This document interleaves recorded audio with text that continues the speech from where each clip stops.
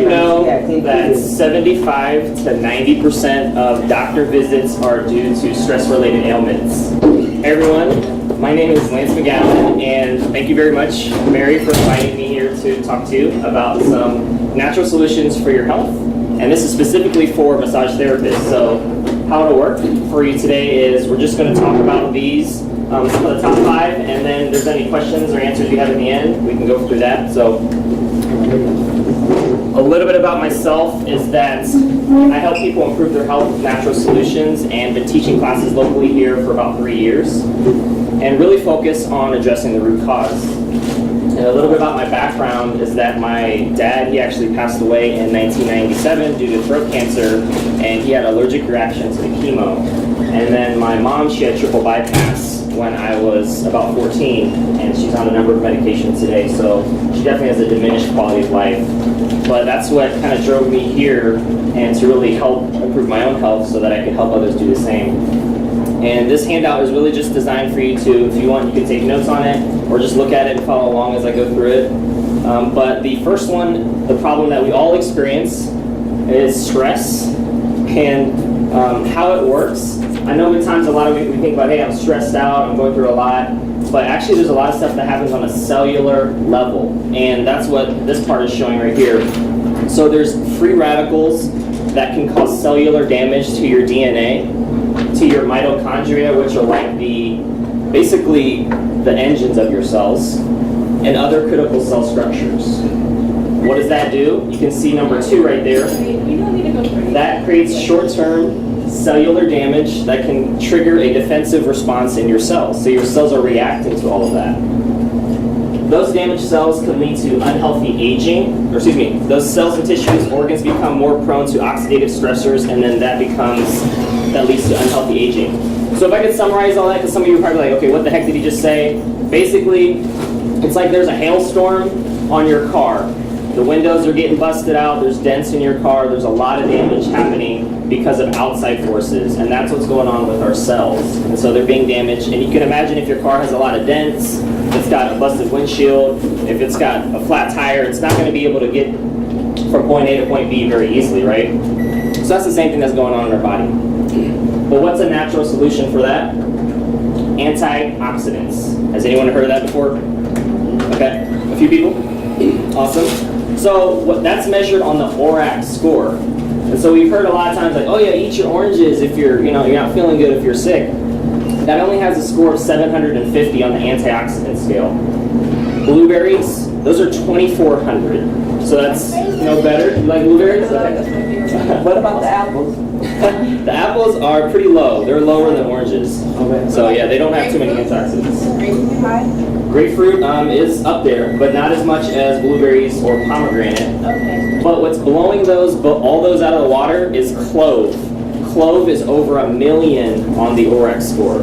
So you have, clove is a type of plant. Yes. Yeah, and so that is one way that you can get a ton of antioxidants, and it's actually the world's most powerful antioxidant. So what about broccoli? Broccoli is a good antioxidant as well, but not as high as clove. Clove is the highest when you're thinking about herbal store or what? I'll answer some of those at the end. But yeah, these are some good questions. Anybody experience low energy? No, everyone here? Okay. Okay. Well, we're going to talk about some of the things that rob us of our health, and that's why they're masked on this picture. The first thing is processed foods. Processed foods are high in omega-6s. They are acidic, and they destroy your endocrine system. So those are some terms that are very interesting. So omega-6s cause inflammation inside your body. Acidic promotes sickness. Alkaline promotes wellness. And then when you look at your endocrine system, we'll talk about that some more on the other side, but your endocrine system controls your hormones, your appetite, your metabolism. Metabolism is key because that affects your energy. So if you're looking at the number one thing that will affect your energy, it's processed foods and the consumption of them, right? The next thing is refined oils. That includes any fried foods, that includes store-bought salad dressings, and it's the same case. They have omega-6s that cause inflammation because they heat treat the oils to make them shelf stable, but that also makes them not good for us. The next thing is MSG. Has anyone heard of MSG before? Okay. Monosodium glutamate. That is also has like 50 other names because they're always changing them or at least trying to confuse us on if it's in the label or not. That is a neurotoxin, so it negatively affects your brain and causes cravings. So the more you eat of it, the more you want of it, which is amazing for the food industry because they're like, wow, we can put something in your food that's going to make you eat more of it from a brain standpoint. I'm full, but I'm still hungry. Right. Anyone have any gluten intolerance? No? Know somebody that does? Well, gluten is hybridized, meaning they basically modified it to the point where it's a very sturdy wheat. It can stand drought, it can stand harsh conditions in the weather, but that makes it really tough from a digestion standpoint. The other thing is that wheat has is it has foreign proteins that our body cannot now recognize, and the villi in your intestinal lining are what absorb all your nutrients, and those are being damaged now because of that type of wheat. And that's been going on for over 60 years. So even if you think you don't have gluten intolerance, there probably is some type of damage being done with the wheat just because most people have some type of sensitivity to it because of its foreign protein. The other one, and I may not make any friends by this one, but it's dairy. So dairy is acidic. Dairy has a hormone called IGF-1, and it can lead to lactose intolerance. So I'm going to break those down. IGF-1 is a hormone that tells your cells to grow. So if you tell unhealthy cells to grow, that can create issues, because that's basically the definition of cancer. Also, it can take a 80-pound calf and turn that thing into a 400-pound cow. It's because that hormone is in the milk. So when we're doing that to our cells, that's not good for the unhealthy cells, right? We want the unhealthy cells to repair or I'm on right here, low energy dairy. I'm on problem number 2. Problem number 2. Yep, and I see some blueberries over there, so good job already putting it into practice. Awesomeness.